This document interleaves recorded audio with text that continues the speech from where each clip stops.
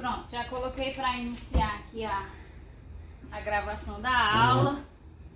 Hoje a gente vai entrar no sistema muscular, né, que é um sistema muito extenso. Então, tenha um pouquinho de paciência, que realmente vai ser muito denso. São muitos músculos. Por isso mesmo, devido à extensão, né, a quantidade de músculos, a gente vai analisar a anatomia desses músculos de forma bem objetiva, certo? A gente não vai estar olhando localização, né, origem e inserção desse músculo, qual é a função, isso tudo vocês vão ver em outras disciplinas. Então é de fato mesmo só aquela decoreba, né, de saber o nome e ir decorando o nome de cada um quando vocês forem precisar, certo?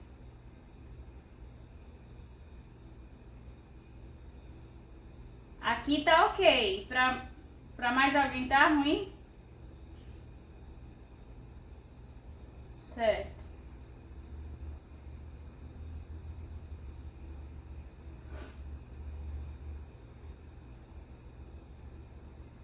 Então, a gente vai iniciar. Aí nessa primeira aula de hoje, a gente vai ver algumas funções, né, classificações, principalmente do músculo estriado esquelético. A gente vai ver que o sistema muscular ele tem três subdivisões, né, de músculos, e que os que nós vamos avaliar, né, que nós vamos estudar, são os músculos estriados esqueléticos. A gente não vai ver o cardíaco, nem o liso, que é a parte da contração involuntária. E aí a gente vai dar alguns detalhes para não ficar também assim tão jogado só os nomes dos músculos, certo? Então a gente vai iniciar, né? Já temos 25 pessoas, 1h40, então a gente vai começando, ok?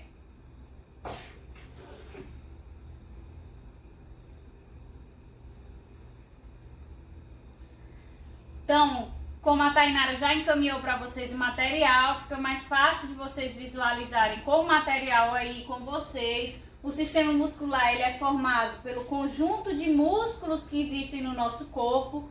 Neles existem cerca de 600 músculos, mais ou menos, certo? Desses 600 músculos, eles vão compor de 40% a 50% do peso corporal. E a locomoção do corpo vai depender diretamente da ação coordenada dos ossos, das articulações e dos músculos sob a regulação de quem? Do sistema nervoso. É o sistema nervoso que vai enviar os sinais motores para que aquele músculo possa contrair e juntamente com as articulações e os ossos poder realizar o movimento.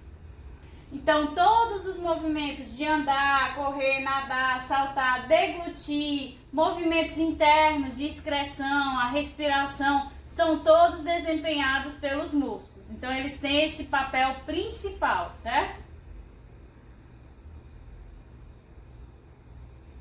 Então, como eu já adiantei a vocês, o sistema muscular ele é classificado em 3 subtipos de músculos, né? Nós temos a musculatura lisa, certo? Temos a musculatura estriada cardíaca e a musculatura estriada esquelética, que é onde nós vamos detalhar os seus componentes, certo? As características da musculatura lisa é que, além do aspecto liso, ela tem a capacidade de realizar contração involuntária e compõe que tipos de órgãos, né? A gente vê estômago, fígado, todos os nossos órgãos internos são compostos por essa musculatura lisa. Esses órgãos que têm aquela contração involuntária, por exemplo, no sistema digestivo, os movimentos peristálticos, né? Então essa musculatura lisa vai compor esses órgãos, como também ali os vasos sanguíneos, para realizar a contração involuntária e permanecer funcionando, certo? Ela é controlada pelo sistema nervoso autônomo, ok? Enquanto aqui a musculatura estriada cardíaca, ela é formada por estrias claras e escuras alternadas. Vocês podem visualizar microscopicamente. também sofre contração involuntária, que é a chamada, no caso do coração, né, de autorritmicidade, né? Porque ele mantém a sua contração independente de qualquer sinal nervoso, porque é o bombeamento do sangue que faz o organismo funcionar, então é dessa contração involuntária. Já aqui o músculo estriado esquelético, nós também vamos ter estrias claras e escuras alternadas, certo? Mas a contração vai ser o quê? Voluntária, ou seja, ela precisa receber um sinal do sistema nervoso, um sinal de algum nervo motor para que possa desempenhar esse movimento. Esses músculos estriados esqueléticos são fixos nos ossos, né? Para quê? Para que no momento em que ele realize esse processo de contração ou de extensão, que ele puxe os ossos juntos e assim desempenhe o processo de locomoção, de movimento em si, certo? Todos os 3 tipos de músculo têm a capacidade de se contrair e encurtar, que é a chamada capacidade de contratilidade, certo? Todos os 3 têm essa capacidade e eles podem se tornar tensos e duros em resposta a um estímulo nervoso. Eles também podem o quê? Distender-se, né? Relaxar, que é a capacidade de elasticidade, retornando o quê? Ao seu formato relaxado, certo? Então, tanto o liso como o estriado cardíaco, como o esquelético, eles têm a capacidade de se contrair, né, quando há o encurtamento desses músculos, e também tem a capacidade de estender, de aumentar a sua elasticidade e retornar ao estado relaxado, certo?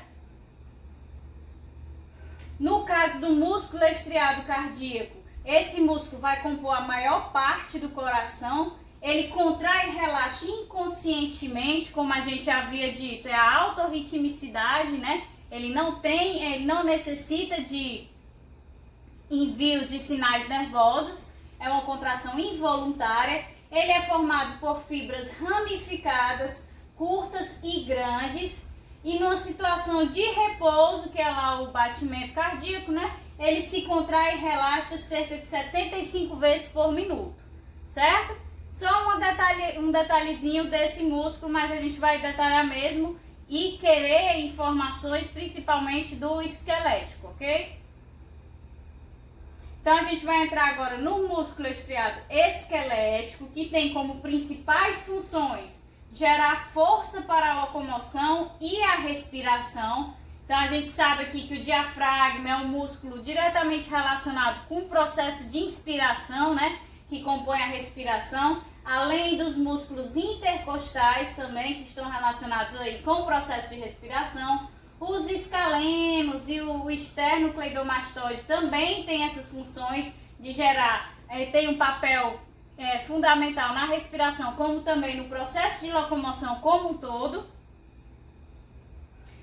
Ele também tem como função gerar força para a sustentação postural, que é uma contração isométrica, que é quando a gente se pergunta como nós mantemos a nossa postura ereta constantemente quando estamos sentados ou em pé. Essa postura ela é mantida justamente a partir da contração isométrica desses músculos costais, né, que mantém a nossa postura. Então, eles não se mantêm encurtando e relaxando, encurtando e relaxando. Eles mantêm uma contração isométrica justamente para nos manter nessa situação postural e também no caso da sustentação do nosso corpo quando nós estamos em pé ou sentados, certo?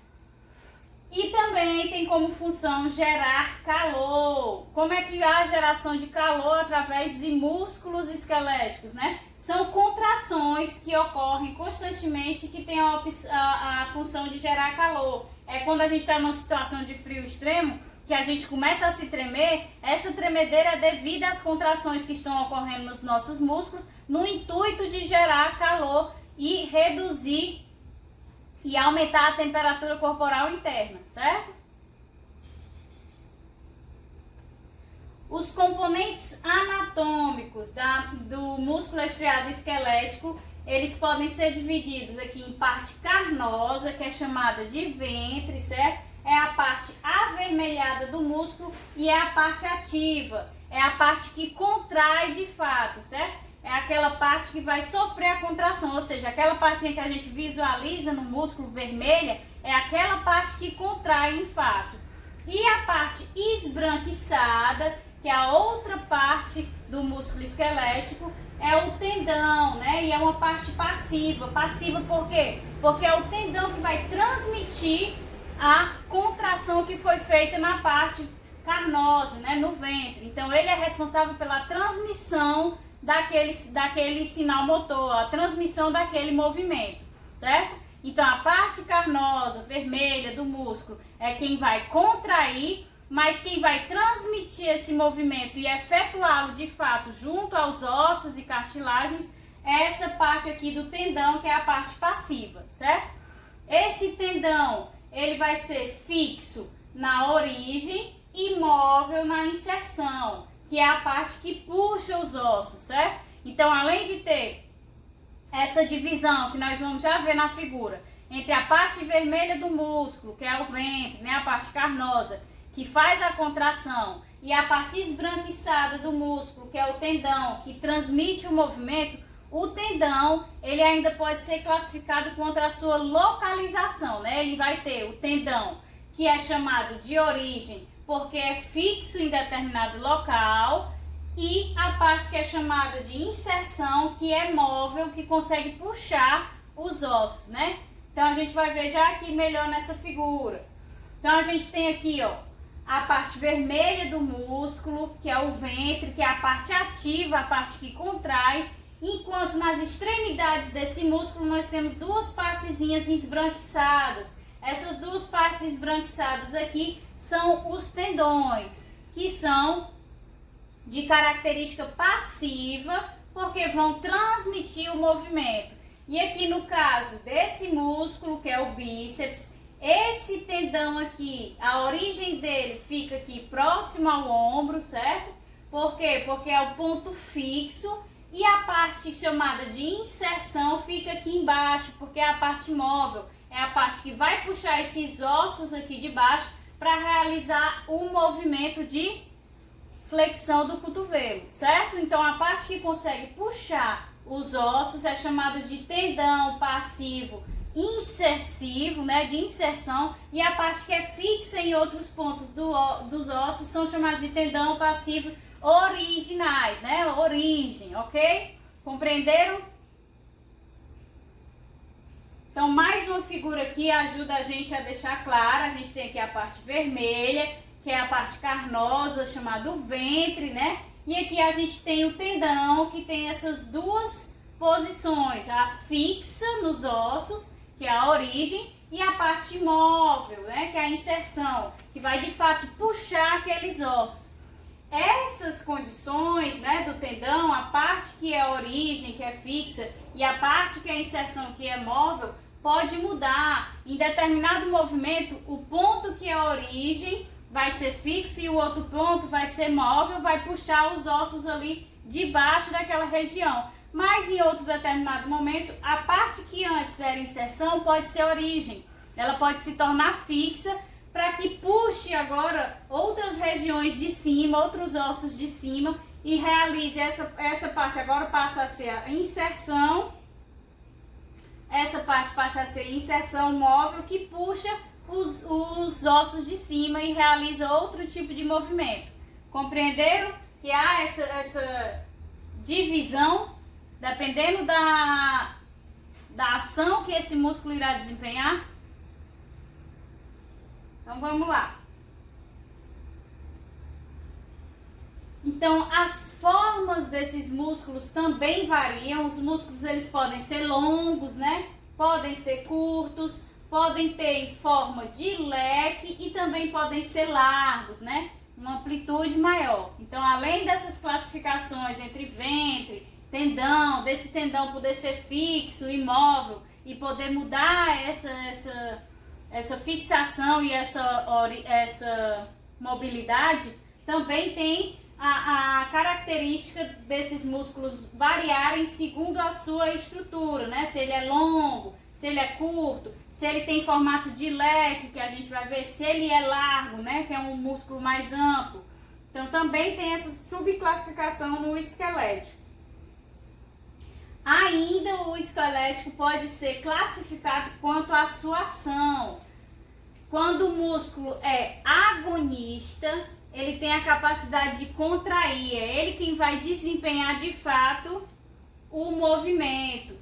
A segunda classificação quanto à sua ação é se esse músculo é sinergista. O músculo sinergista é que vai ajudar, vai estabilizar o músculo agonista para ajudá-lo a desempenhar a sua função, o seu movimento. Enquanto o músculo antagonista é o músculo que se opõe à ação do agonista, é aquele músculo que vai relaxar, certo? Então, em todo movimento desempenhado, nós vamos ter, quanto à ação daquele músculo, o movimento que ele vai desempenhar, ele vai ter esses três pontos aqui musculares trabalhando: o músculo agonista, o músculo sinergista e o músculo antagonista, ok?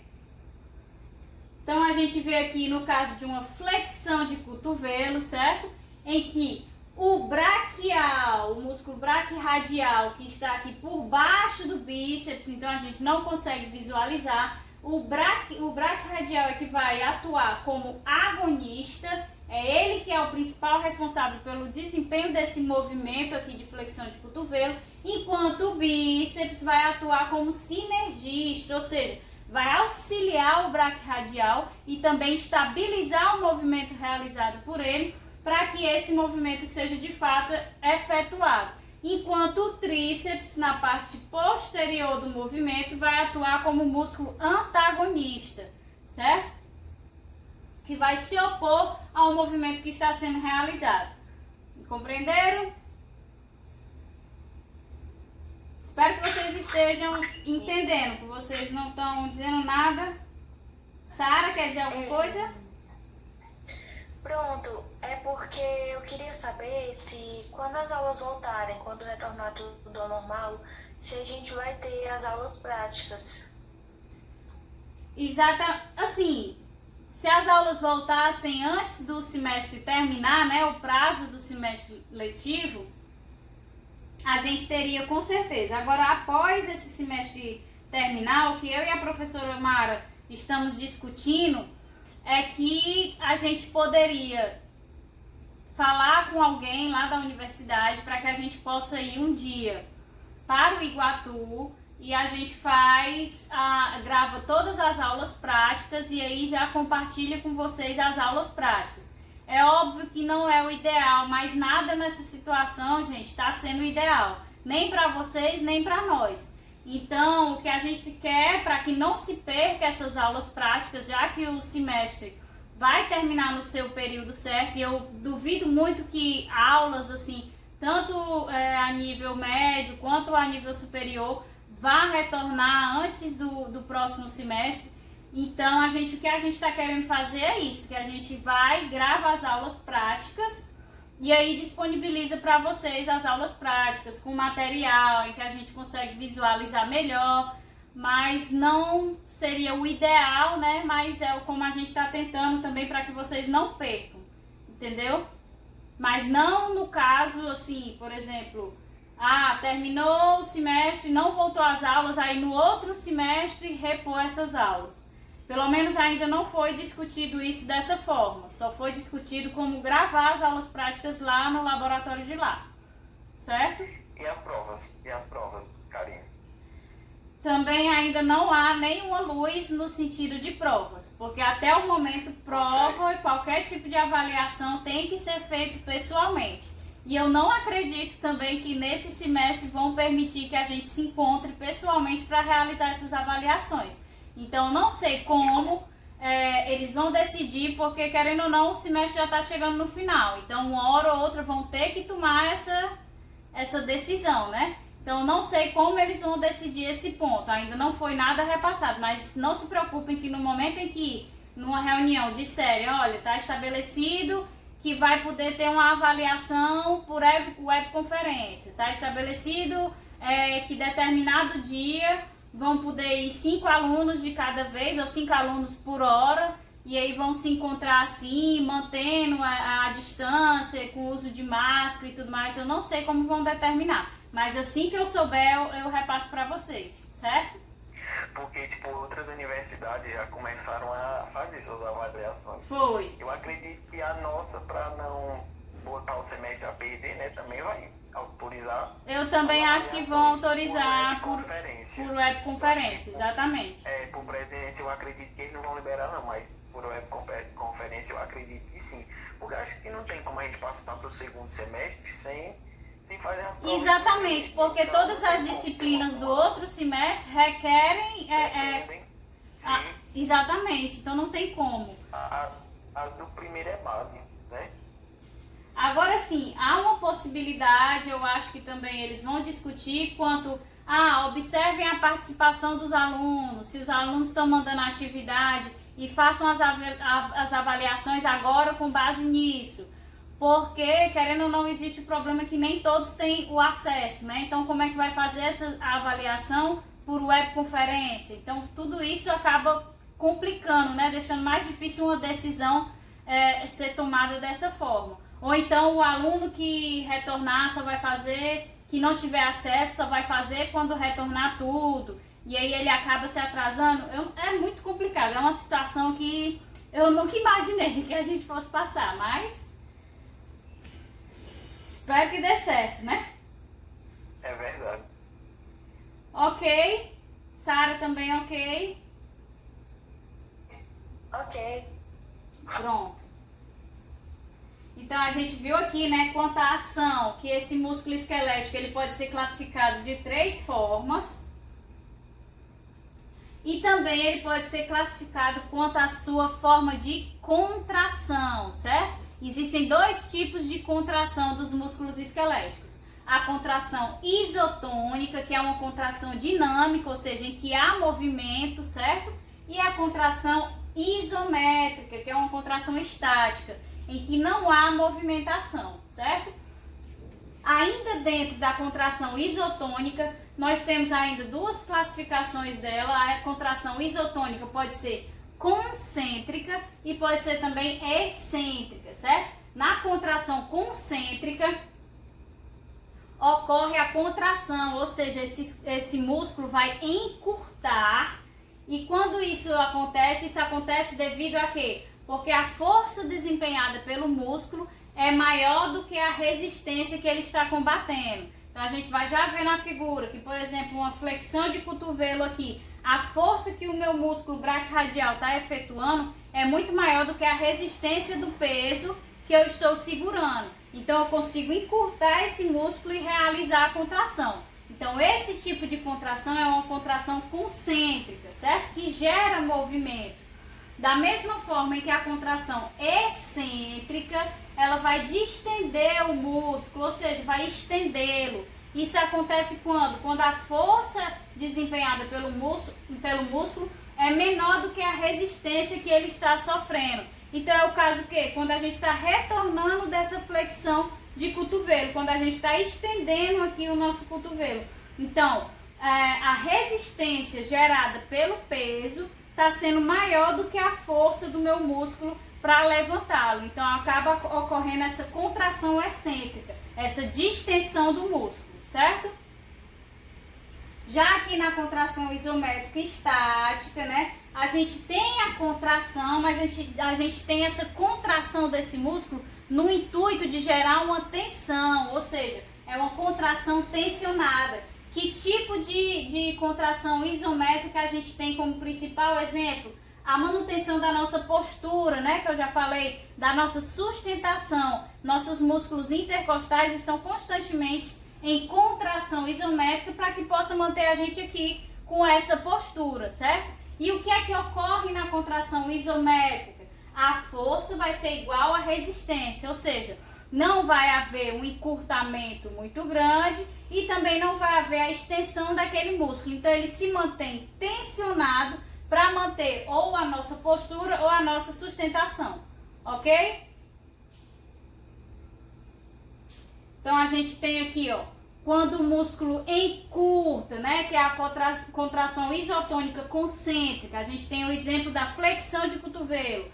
Então, a força que o músculo braquioradial está efetuando é maior do que a resistência gerada por esse pezinho. Então, é uma contração isotônica concêntrica, certo? Em que vai haver um encurtamento desse músculo.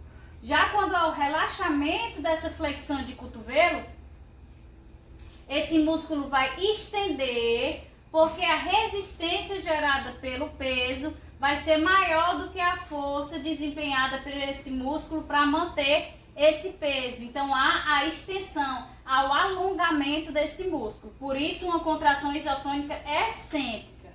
E já no caso da contração isométrica, o comprimento do músculo inaltera, ou seja, ele contrai, né, para gerar tensão, mas depois o comprimento desse músculo não altera, ele não vai contrair mais nem relaxar mais. Ele permanece aqui para realizar esse movimento isométrico, como o caso de segurar um objeto por muito tempo, ou o caso da nossa postura e da nossa sustentação, certo?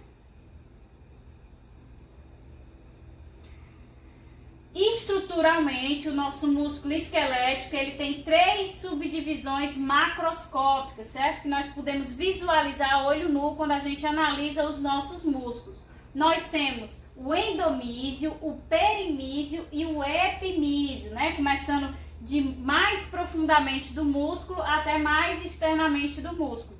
Então, no endomísio, né, que é a parte mais interna do músculo, nós vamos ter uma membrana que circunda uma fibra muscular que contém vários filamentos de actina e miosina. Nós vamos ver já que a actina e miosina que são responsáveis por formar a menor unidade contrátil dos músculos, certo? Então o endomísio ele tem essa membrana que circunda essas fibras que contém vários desses filamentos. E aí quando a gente parte para o perimísio, a gente vai ter também uma membrana que vai circundar de 10 a 100 feixes de fibras musculares. Essas fibras musculares são os fascículos, então ele vai circundar de 10 a 100 fascículos musculares. Esses fascículos são o quê? Cada fibra dessa que contém vários filamentos de actina e miosina. Então ele vai ter de 10 a 100 fascículos desse. Da mesma forma que o epimísio, a região mais externa, é a membrana que vai envolver o músculo como um todo, ou seja, todo o conjunto de fascículos musculares que estão ali naquele músculo. É o tecido mais externo que compõe o músculo esquelético, ok? A nível que? Macroscópico, ou seja, a gente consegue visualizar, certo? Então aqui na figura fica mais claro para a gente visualizar. Aqui a gente tem o nível microscópico, certo? Que é o filamento de actina e o filamento de miosina, que ele é mais extenso, né? Porque ele tem essas cabeças de miosina para fora, então ele é mais amplo do que o filamento de actina. E aí, quando eles se unem, vários filamentos de miosina e actina, eles vão formar as miofibrilas e finalmente a fibra, que quando envolvida por essa membrana, gera aqui o endomísio, né? Que é o fascículo muscular. Essas fibras juntas, quando se unem várias dessas fibras e também se envolve pela membrana, né? Circunda esses de 10 a 100 fibras musculares, vai gerar aqui o fascículo muscular. E quando se unem vários fascículos musculares envoltos também por uma membrana mais externa, a gente vai ter de fato o músculo em si, que é o epimísio, certo? Então estruturalmente o músculo é assim, a nível macroscópico, certo? Que a gente consegue visualizar. Então a actina, como eu falei para vocês, é essa proteína mais fina, né? Enquanto a miosina é mais grossa, porque ela tem aquelas cabeças de miosina para fora. Então são proteínas que vão ser responsáveis pela contração do músculo em si e compõem a menor unidade contrátil dos músculos, que é chamada de sarcômero. Ou seja, aqui a gente está tratando já do nível microscópico.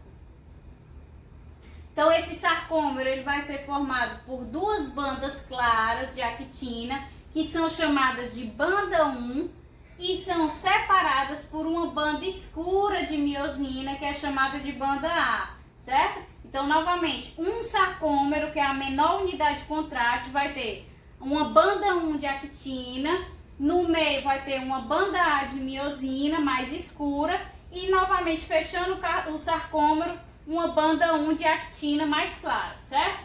Nas bandas 1 de actina vai ter uma linha Z, na banda A de miosina vai ter uma linha M, né, de médio, e bem no centro vai haver ainda uma banda chamada de banda H. Essa banda H só será visível quando o sarcômero estiver relaxado. No momento em que há contração, essa banda H é reprimida e não pode mais ser visualizada, certo?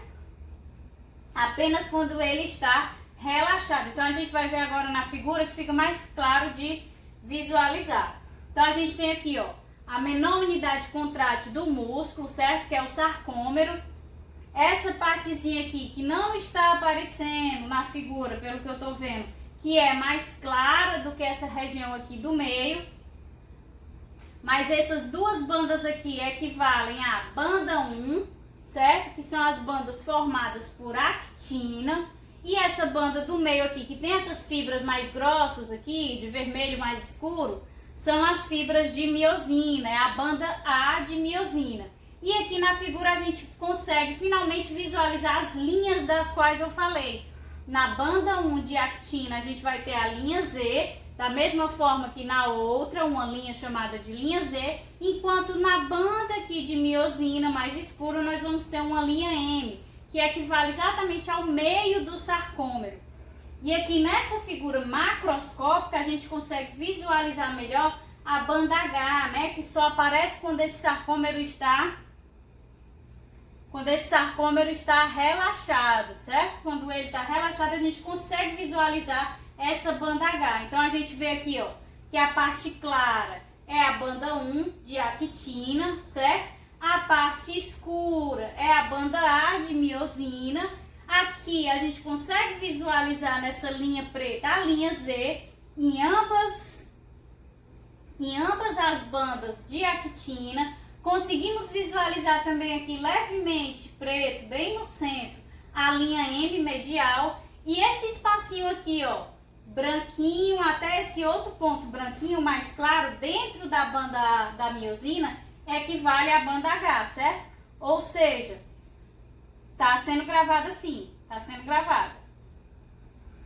Ou seja, esse sarcômero aqui, ele está o quê? Relaxado, né? Porque se ele estivesse contraído, nós não iríamos conseguir ver nem a nível de microscópio a banda H. Compreenderam a estrutura da menor unidade contrátil, o sarcômero? Exatamente. Dá para notar que ela é mais grossa. Estruturalmente, até por essa microscopia eletrônica aqui. Repito a parte das bandas, certo? A actina vai compor a banda 1, certo? Aqui a actina, essa proteína mais clara, porque ela é mais fina, ela vai compor aqui a banda 1. E ela está nas extremidades do sarcômero. Enquanto no centro do sarcômero a gente vai ter a banda A. Essa banda A é formada pelas proteínas de miosina, que são mais grossas, certo? E aí é por isso que há a formação aqui de uma banda 1, aqui de actina mais claro. Aí vem no centro a banda A de miosina, porque a miosina é mais grossa, né? Um vermelho aqui mais escuro, para indicar que ela é mais escura. E na outra ponta, finalizando a estrutura do sarcômero, a gente tem mais uma banda 1 formada de actina, mais clara, certo?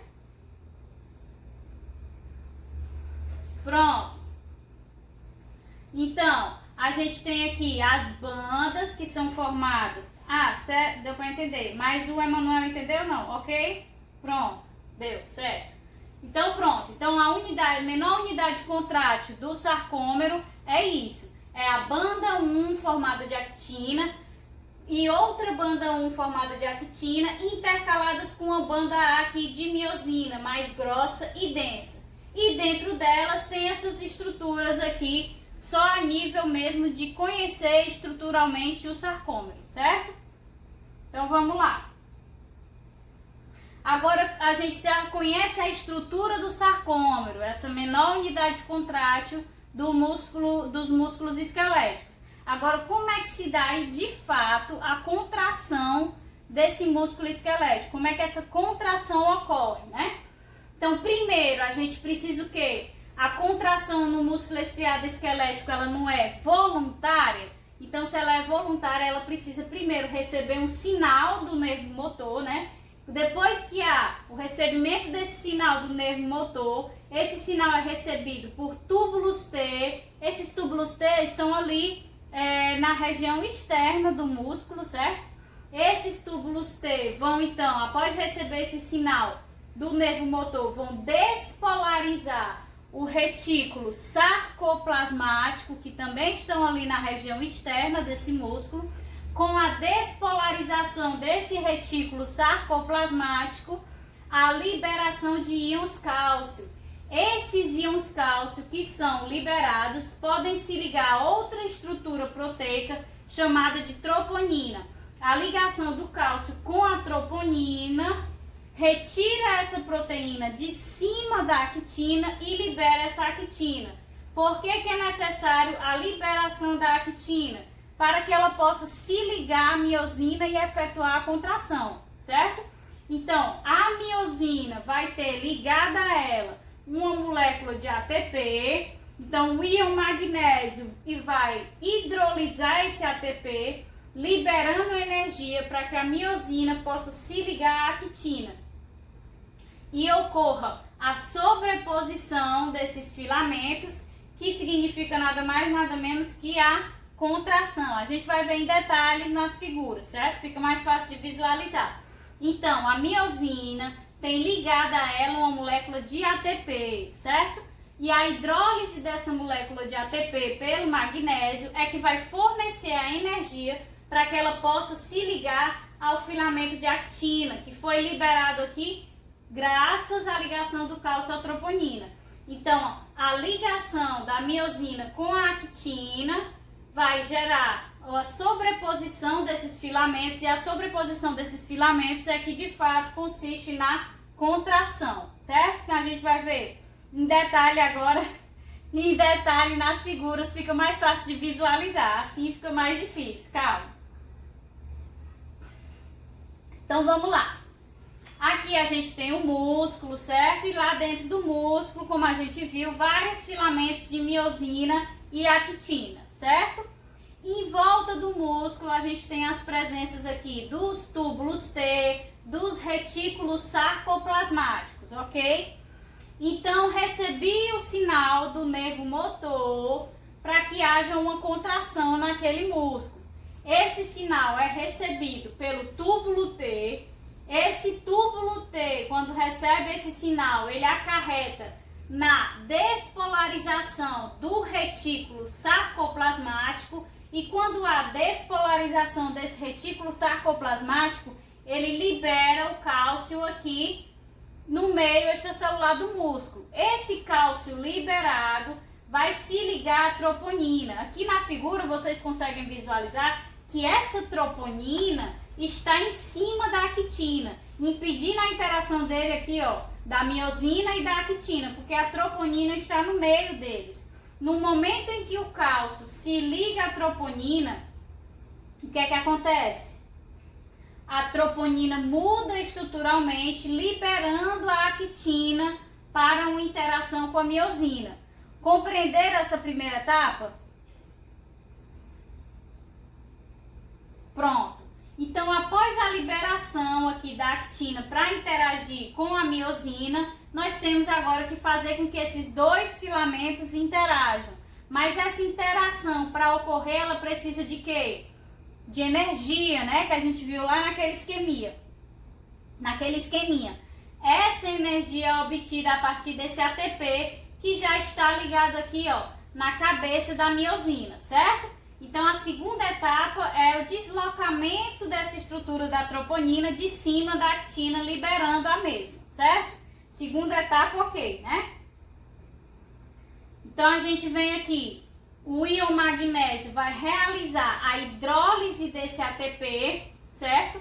e é a hidrólise desse ATP que vai fornecer energia para que a miosina se ligue ao filamento de actina, e vocês podem observar o que na figura anterior?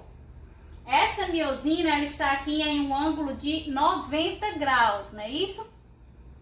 Então ela está reta. No momento em que o magnésio hidrolisa esse ATP e libera parte da energia desse ATP, a miosina já começa a envergar, ou seja, a formar um ângulo no momento em que ela se liga à actina. E é justamente a formação desse ângulo, que a gente vai ver nas próximas etapas também, que vai realizar o puxamento, né, desse filamento de actina e assim a contração, né, vai encurtar esse espaço. Então é isso que vai realizar a contração. Então a interação da cabeça do filamento de miosina com o filamento de actina é graças aqui à liberação de energia pelo magnésio. Ok, etapa 3?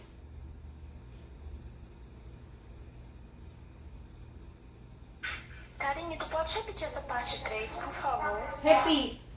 Então vamos lá. Então compreendeu que a troponina aqui ela saiu de cima da actina, permitindo que ela possa agora interagir com a miosina, né? Então, no momento em que a miosina, que já tem o ATP ligado a ela, recebe aqui o íon magnésio, esse íon vai ser responsável por hidrolisar essa molécula energética, e a hidrólise desse ATP libera o quê? Grande quantidade de energia. E essa grande quantidade de energia que vai ser responsável por permitir a interação entre a miosina e a actina. E é a partir da interação entre a miosina e a actina que inicia o processo de contração. Então aqui foi só o início desse processo. Porque antes, apesar da troponina permitir agora, já que ela saiu do lugar, que haja a interação entre a miosina e a actina, essa interação só vai ocorrer quando houver uma liberação de energia. Sem energia, essa interação não ocorre. Então, por isso que vem a etapa 3, em que há a liberação da energia contida no ATP, para que a miosina possa interagir com a actina, ok? Só ocorre com a hidrólise do magnésio, não é isso? Isso, só o magnésio hidrolisando o ATP, né? No caso. Só ocorre se houver essa liberação de energia pela hidrólise do ATP realizada pelo magnésio, certo? Isso. Sem energia não vai ocorrer. Essa amarela aí é o cálcio, é? É, esse aqui é o cálcio. Pronto, em cima da troponina. Isso, exatamente. Certo. Então, permitiu com a liberação dessa energia a interação entre o filamento de miosina e o filamento de actina, certo? Então a gente vem para a etapa 4 agora. Etapa 3, ok? Ok, né? Então, o primeiro gasto dessa molécula de ATP, né, parte da energia liberada por essa molécula de ATP, foi ali para ligação da miosina e da actina. Mas ainda resta bastante energia dessa molécula de ATP. E o restante dessa energia que foi liberada é utilizada para quê?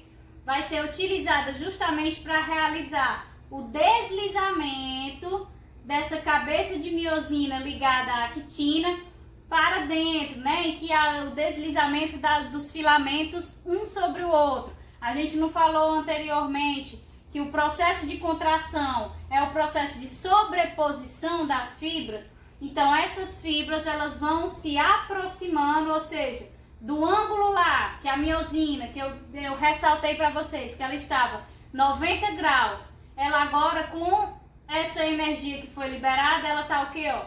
Já chegou a 45 graus, certo? Então ela continuou aqui a inclinar, que é justamente para puxar o filamento de actina e realizar ainda o processo de contração. Esse processo de contração pode ainda continuar, ou seja, esse filamento pode encurtar mais ainda? Pode, que é a próxima etapa, a etapa 5, certo?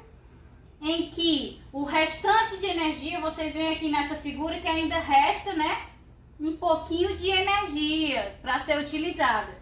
Então, na próxima etapa, toda a energia que foi liberada pelo ATP hidrolisado é utilizado para contrair, encurtar mais ainda esses filamentos, e no final de 90 graus do ângulo da cabeça de miosina, a cabeça de miosina termina no ângulo de 30 graus, ou seja, deslizou os filamentos, né, gerando a sobreposição dessas fibras. Compreenderam até aí como é que se dá a contração? Até aqui é a contração de fato, certo? É a utilização dessa energia liberada para que haja um encurtamento, para que possa se puxar o filamento de actina através da cabeça de miosina. Compreenderam a contração? Pronto, perfeito. Então, continuando, né? Porque além de contrair, após a contração, o músculo também relaxa, né? Então, para que essa molécula de miosina que está aqui, ó, no ângulo de 30 graus, possa se soltar do filamento de actina e voltar ao seu estado relaxado no ângulo de 90 graus, a gente precisa que outra molécula de ATP ligue-se a essa cabeça de miosina. Essa vai ser a etapa 6, certo? Então, para que volte o músculo à sua condição original, à sua condição relaxada, nós precisamos que outra molécula de ATP se ligue à cabeça da miosina. Ok? Essa etapa, a gente vai precisar de outra fonte de energia, né? Então, por isso, mais uma molécula vai se ligar. Então, no momento em que há a ligação dessa molécula de energia, vai mudar a estrutura da miosina, certo? E ela se solta do filamento de actina e retorna ao seu estado original de 90 graus. No momento em que ela retornou ao seu estado e se soltou do filamento de actina, ela automaticamente relaxou esse filamento que estava puxado para dentro, né? Que estava contraído. Ela puxou primeiramente o filamento, relaxando o mesmo, e depois ela se soltou para retornar à condição original e realizar a contração novamente. Ok? O processo de retorno.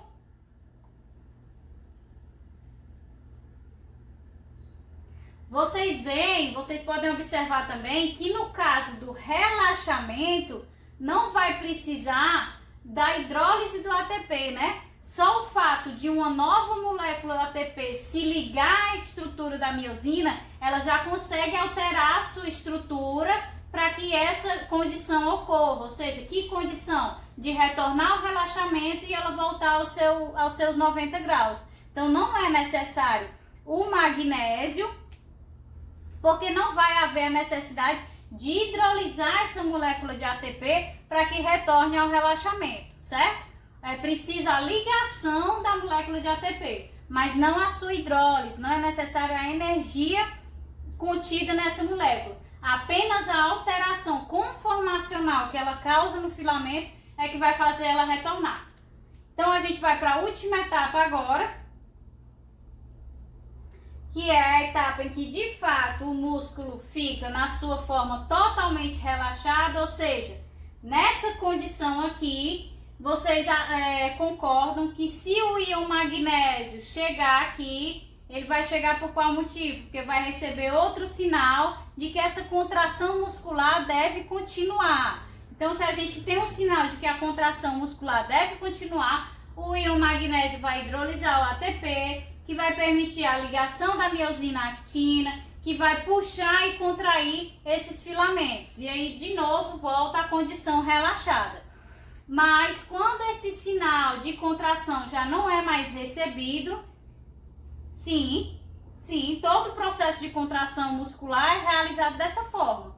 Seja no parto, seja na academia, todo tipo de contração é realizado assim. Só que no parto, né, a gente tem uma contração muito mais forte, ou seja, o ângulo vai muito mais profundo, até mesmo pela estrutura das fibras uterinas, e toda essa contração ocorre de forma mais forte e constante, né? São muitas fibras e principalmente muitas inervações ali na região do parto. Por isso que a sensação de dor é terrível.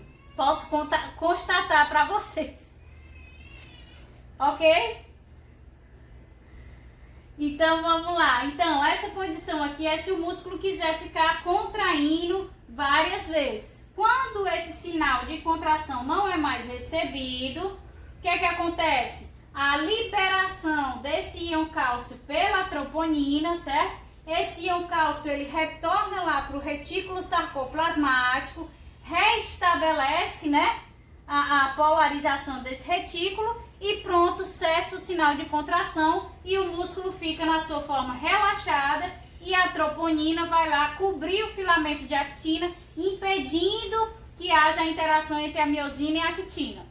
Ok o processo de contração, gente?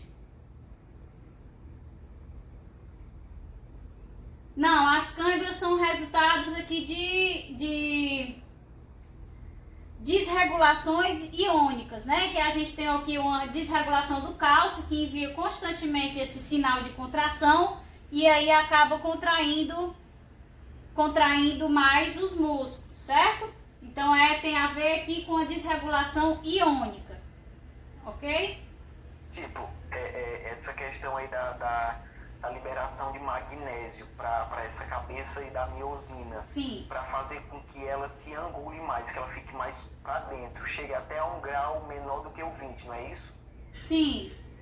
30, né? Só chega até o 30. Isso. Só chega até o 30. É o máximo de contração. Uma contração muscular normal, ela vai até o ângulo de 45 graus. Quando a gente precisa de uma contração mais intensa, aí vai até no máximo de 30. Certo? Pronto. Então vamos lá. Finalmente creio que a gente vai dar início. A gente vai dar início agora. Prepare-se. Então vamos lá, infelizmente, gente, como eu já disse a vocês,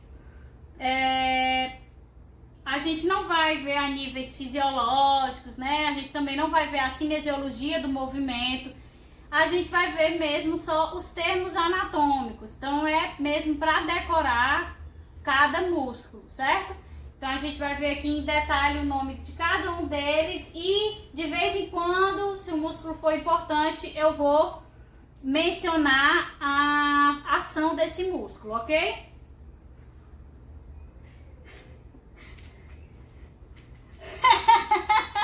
Não, mas vai dar certo, vai ser legal. Não, gente, eu não posso enganar vocês não, mas vai dar certo, vamos lá. Ó, aqui a gente vai ver os músculos que estão presentes na região do epicrânio, certo? A aula de hoje a gente vai ver cabeça, pescoço e tronco, certo? Então, os músculos aqui do epicrânio, nós temos o músculo occipito frontal. Esse músculo occipito frontal, ele se divide em dois. A gente tem o occipito frontal frontal, certo? E o occipito frontal occipital. O occipito frontal está relacionado, né? Aqui a elevação da testa, né, e também o movimento do couro cabeludo, enquanto o occipito frontal occipital está relacionado ao movimento do couro cabeludo, certo? Nós temos também na região do epicrânio o músculo temporoparietal, que também está relacionado ao movimento do couro cabeludo. Ainda no epicrânio nós vamos ter os músculos auricular superior, posterior e anterior, todos eles, como o próprio nome diz, relacionados ao movimento aqui da orelha, certo? Então vocês vão ver, à medida que a gente for passando aqui, que a maioria dos músculos já diz a ação que eles desempenham, o nome dos músculos já diz a ação que eles desempenham, certo? Então vamos seguindo. Oi.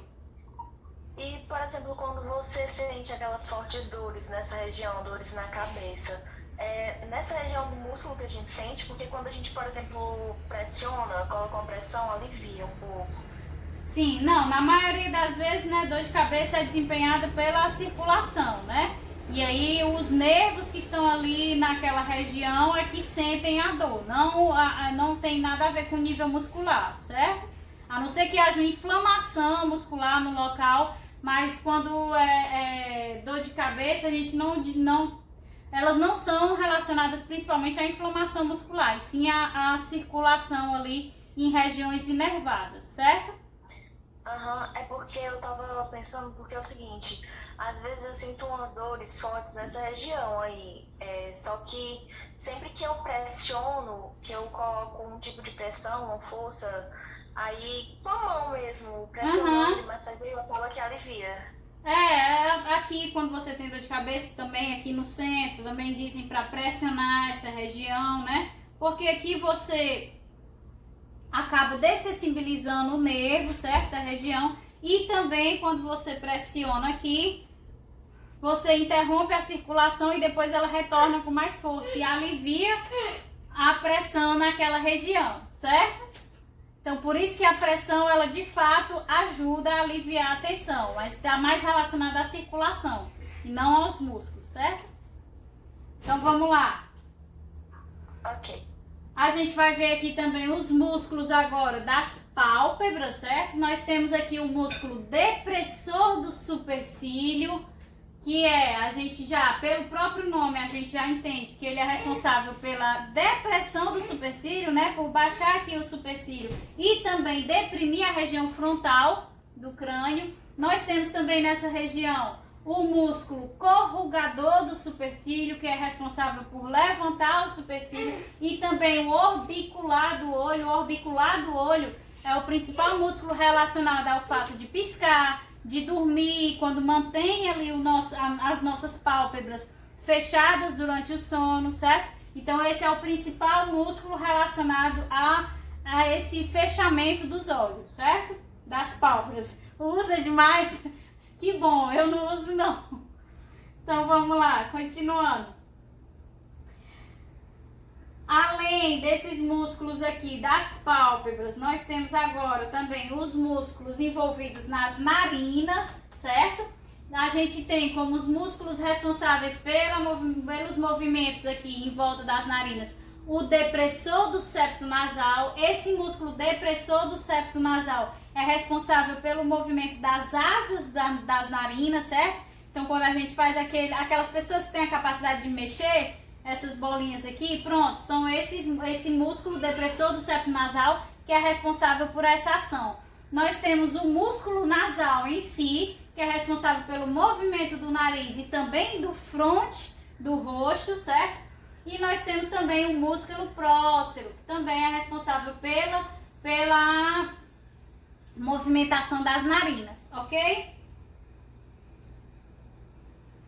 E ainda aqui na região da face, nós vamos ver agora os músculos relacionados com os movimentos dos lábios, certo?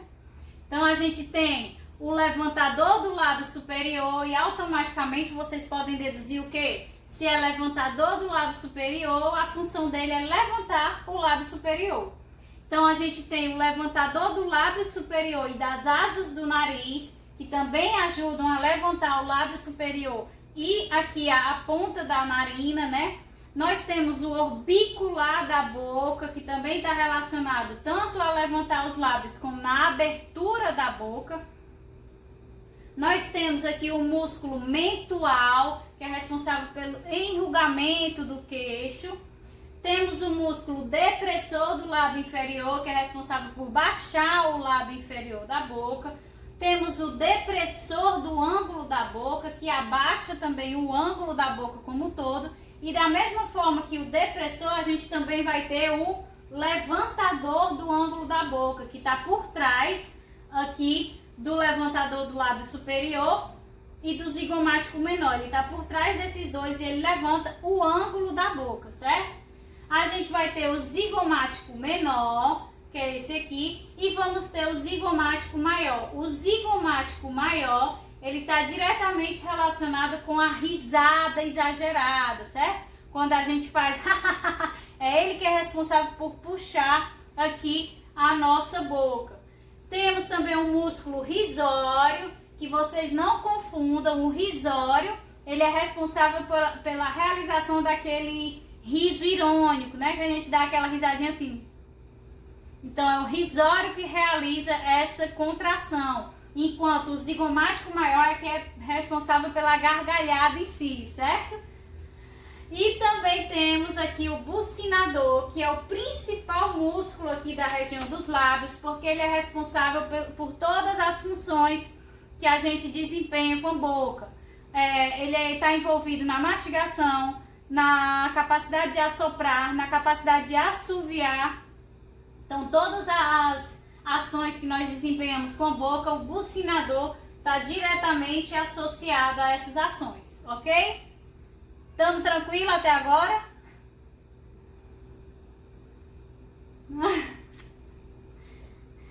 Imaginei.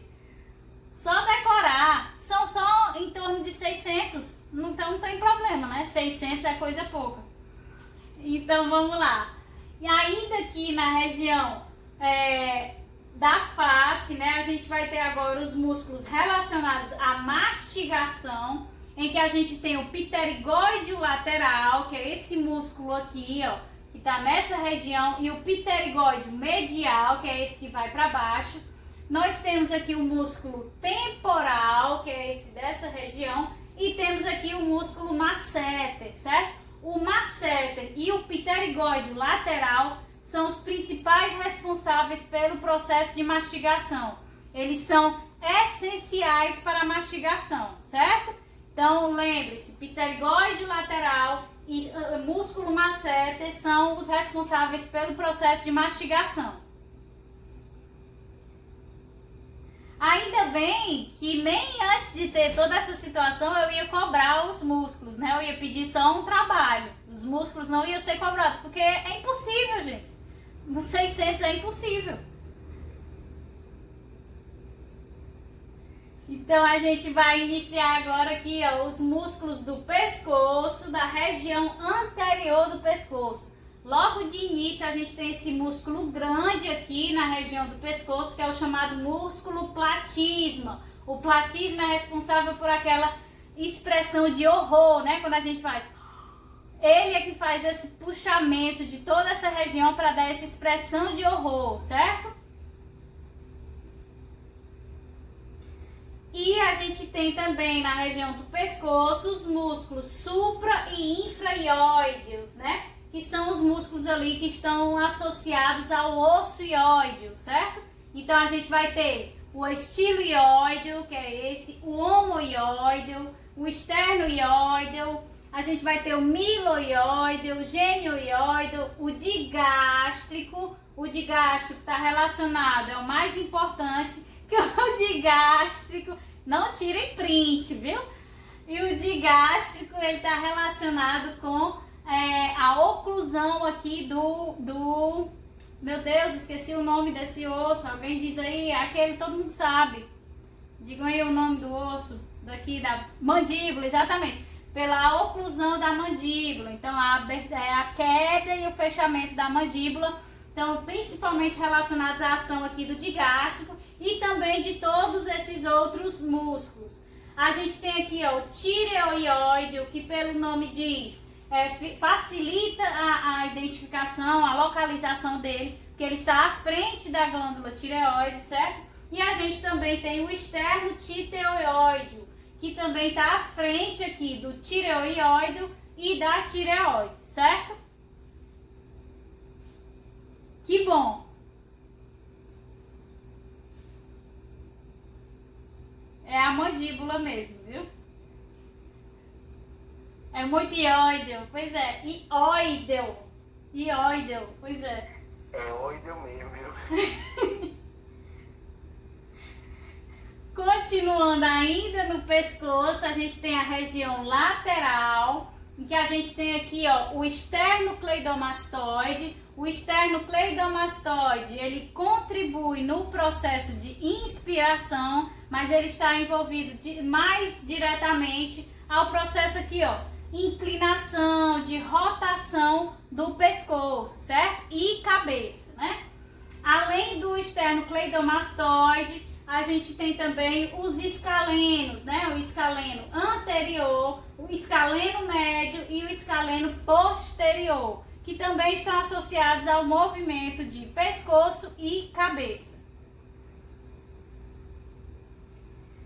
E nós temos ainda dentro do pescoço os músculos pré-vertebrais, né? A gente tem aqui o reto anterior da cabeça, temos o reto lateral da cabeça, temos o longo da cabeça, que é responsável pela movimentação da cabeça. Vocês observam novamente que o nome já ajuda, né? E temos o longo do pescoço, que é responsável pela movimentação no pescoço, certo? E aí agora, saindo da cabeça e pescoço, a gente vai entrar no tórax. Vocês conseguiram visualizar bem os músculos da cabeça e pescoço e viram que de fato, tirando algumas exceções que eu fui mencionando, os outros, o próprio nome já diz a função que ele desempenha?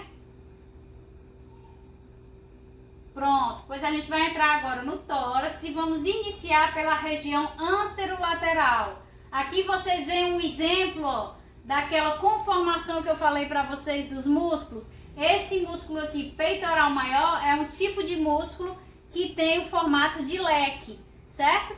Então ele é o chamado peitoral maior e a gente tem também aqui, ó, o peitoral menor, que estão envolvidos no processo de inspiração, de respiração como um todo e também movimento, ó, do braço e ombro, certo? Ainda na região anterolateral, nós vamos ter o serrátil anterior. Esse serrátil anterior, ele ainda tem as suas subdivisões superior, média e inferior, certo? Nós temos também aqui o subclávio, que é esse aqui, pequenininho, certo? E esse músculo, ele também está relacionado ao movimento aqui de ombro e também expansão das costelas. E aqui os principais músculos envolvidos no processo de inspiração é aqui, ó, os intercostais externos e os intercostais internos. Os intercostais externos, que são esses aqui entre as vértebras, certo? Que estão pelo lado de fora, eles são responsáveis pelo processo de inspiração, certo? Enquanto os intercostais internos, que são esses que estão por dentro das costelas, são responsáveis pela expiração. Então, vocês associem que externo é responsável pela inspiração, né? Que é ele que vai ampliar o tórax, puxar o tórax para fora para que o ar possa penetrar, enquanto interno é responsável pela expiração, porque ele contrai o tórax para que a gente possa expelir o ar, ok? Então aqui é da região costal do tórax, certo? Ainda na região do tórax costal, a gente vai ter o músculo transverso do tórax, os músculos subcostais e os músculos levantadores de costelas, que também são músculos sinergistas, né, que vão auxiliar ali os intercostais internos e externos no processo de respiração. E agora a gente vai entrar aqui nos músculos do abdômen e mais na frente a gente vai ver os músculos do dorso, ou seja, das costas como um todo, certo? Então a gente vai logo partir aqui do tórax para o abdômen. Então na região anterolateral do abdômen, a gente tem aqui o reto do abdômen e temos o músculo piramidal, que é esse aqui bem pequenininho, certo? Esse músculo piramidal é ele que vai dar sustentação à linha alba. Ajuda todo músculo, seja não só o abdominal, mas das costas também, ajuda na postura, ajuda em tudo, né? Quando você mantém a sua musculatura saudável, todos os outros processos que você desempenha recebem a contribuição também, certo? Então a gente vai ver aqui, ó, que o reto do abdômen, ele tem essa ação tanto na manutenção da postura, como ele também está envolvido no processo de inspiração. O reto do abdômen é o principal responsável junto ao útero pelas contrações lá do parto, certo? Pela dor. Então vocês veem que a extensão desse músculo é muito grande, né? São músculos longos, de formato longo. Juntamente com o útero, eles têm essa contração mais dolorosa, porque são músculos grandes, né? Então, todos os sarcômerozinhos dentro desses músculos estão lá sofrendo a contratilidade no momento do parto, certo?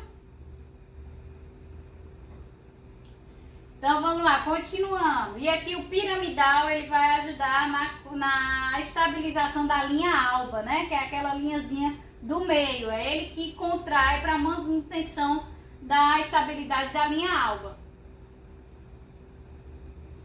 E aqui a gente tem o oblíquo externo e o oblíquo interno. O oblíquo externo do lado esquerdo vai ser relacionado à rotação para o lado oposto, certo? Ou seja, a rotação para o lado direito, enquanto o oblíquo externo do lado direito vai ser responsável pela rotação para o lado oposto, ou seja, o lado esquerdo. Enquanto o oblíquo interno está relacionado à rotação, mas para ambos os lados, certo?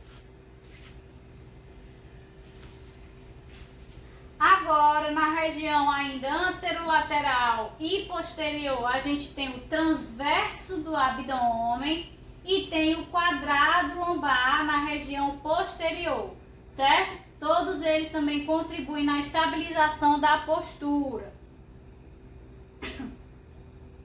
Juntamente com o quadrado lombar, na região posterior do abdômen, a gente vai ter o músculo psoas menor, certo?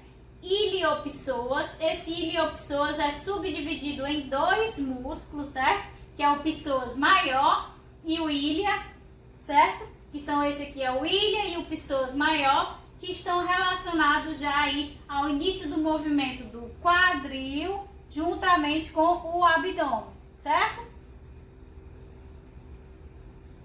Já na região aqui superior do abdômen, a gente vai ter esse músculo aqui de extrema importância, né? Que é o diafragma. O diafragma, ele vai ser responsável por estabilizar a coluna e também é o principal responsável pelo processo de inspiração. É graças ao diafragma que a gente consegue reduzir a pressão interna intratorácica e permitir que a gente absorva o ar do ambiente, né? Ou seja, realize o processo de inspiração. Então, é a contração desse diafragma que vai realizar a redução dessa pressão interna intratorácica, certo? Também está relacionado com o processo de excreção, seja de urina ou a defecação. Então, o diafragma, ele tem todas essas funções importantíssimas, certo? Diafragma é muito importante, ok?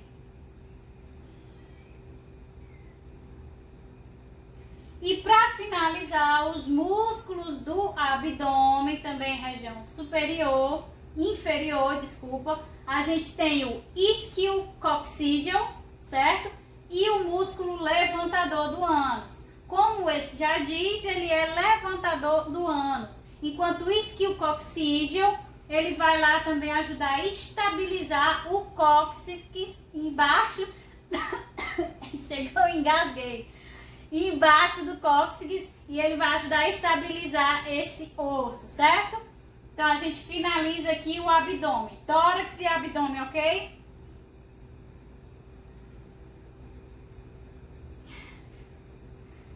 Então vamos lá. E agora a gente vai iniciar o dorso, certo? O dorso, no dorso nós vamos ter aqui o trapézio, né? E também o grande dorsal. Vejam como esse músculo é longo, certo? São músculos longos, de morfologia longa. O trapézio e o grande dorsal estão envolvidos no movimento do ombro, pescoço e também do tronco, certo? Rotação lateral. A gente tem ainda, também associado a esses movimentos, o músculo romboide menor, que é esse, e o romboide maior, que é esse, certo? Além desses músculos, na região do dorso, a gente também tem diversos músculos nessa região aqui, que estão envolvidos com a movimentação, rotação, inclinação, flexão de cabeça e pescoço, que são os esplênio da cabeça ou o músculo esplênio do pescoço. Nós temos também o músculo semiespinhal da cabeça e o semiespinhal do pescoço. nós temos o reto maior da cabeça e o reto menor da cabeça, e temos também o oblíquo superior da cabeça e o oblíquo inferior da cabeça, certo? Então, todos esses músculos estão envolvidos na movimentação, seja lateral, seja frontal, seja de rotação, flexão, certo? Ou inclinação de cabeça e pescoço. Coloquei todos eles aqui porque a gente também não precisa entrar em detalhes de cada um deles, que os principais de movimentação dessas regiões do corpo foram aqueles que a gente viu lá em cabeça e pescoço, certo?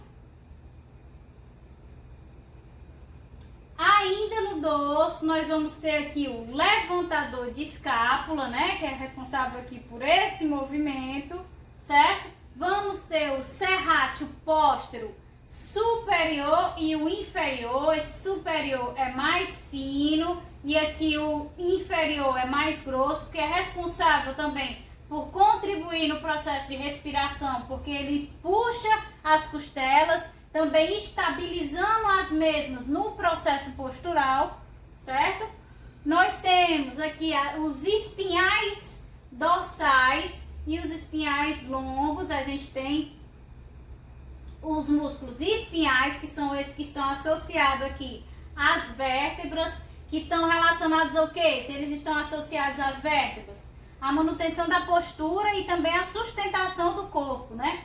Do mesma forma que o dorsal longo, que é esse músculo que aqui fica lateralizado, também a coluna e também está do outro lado, o dorsal longo também está responsável pela manutenção da postura e a sustentação do corpo. E a gente tem também o iliocostal, que também está aqui na estabilização das costelas, certo?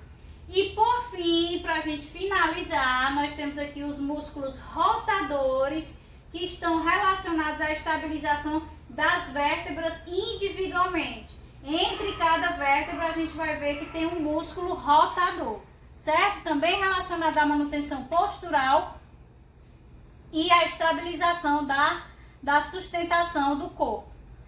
Ok, gente, eu sei que é muita coisa, mas aí eu vou querer só um trabalhinho simples, não vai cair em prova nem nada, mas é importante que vocês conheçam esses músculos, principalmente os músculos envolvidos na estabilização de postura e sustentação, o diafragma envolvido na respiração, os músculos envolvidos na mastigação, né? A gente viu lá o zigomático maior relacionado com a gargalhada, o risório com o riso, o bucinador, que é essencial para todas as funções que nós realizamos, de mastigação, de sopro, fala, de assoviar, certo? Então, o orbicular do olho, que é responsável pelo fechamento das pálpebras. Então, todos esses músculos assim mais importantes, deem uma atençãozinha, aprendam eles, que também é importante, certo? Então, na próxima semana, a gente já vai ver os músculos dos membros superiores e dos membros inferiores, certo? Que é aqui braço, antebraço, mão, coxa, perna e pé, certo? Quadril também. Então, a gente vai ver todos esses também, beleza? Alguma dúvida? Eu encaminhei já pra Tainara, ela mandou no grupo já. Certo? Aí vamos só discutir o da próxima aula, não. Vou mandar ainda não. Mas assim que eu tiver, eu mando pra vocês. Não manda agora mesmo, não. Tem muito tempo. E deixa eu dizer, a atividade, vou mandar a aula gravada hoje, certo? Vou só editar, porque com certeza, como foi longo, ele deve ter cortado, aí eu tenho que sair colando. Mas assim que eu terminar de editar, eu já posto e já encaminho pra Tainara o link. Vamos só discutir a nossa atividade, certo? Nossa atividade não serão questões, como na aula de histologia. E também eu quero para daqui a uma semana, ou seja, como hoje foi sexta, eu quero para a próxima sexta, certo? Então, até a próxima sexta, eu quero que vocês escolham alguma ação que nós desempenhamos. O falar, o piscar o olho numa paquera,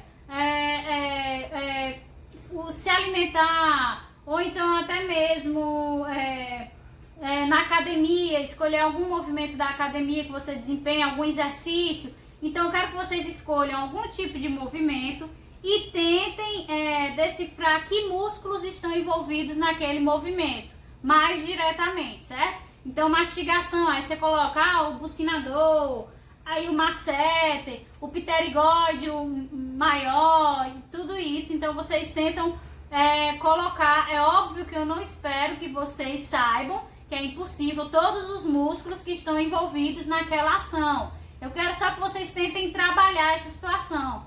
Eu quero ver mesmo a respiração, que eu já sei que está ali envolvida com o diafragma, mas tem que também os músculos estabilizadores. Então escolham um tipo de ação e tentem dizer quais os músculos que vocês identificam naquela ação.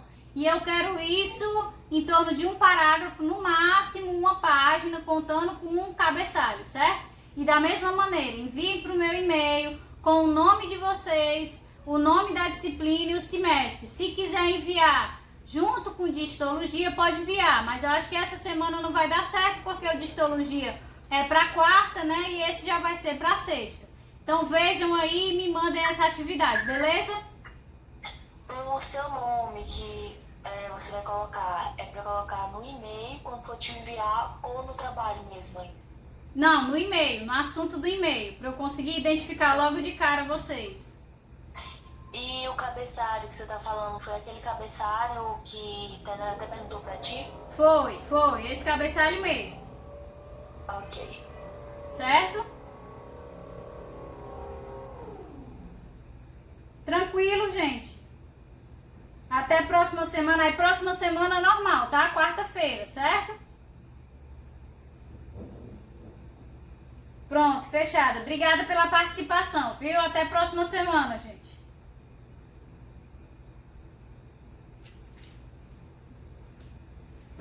Tchau, tchau.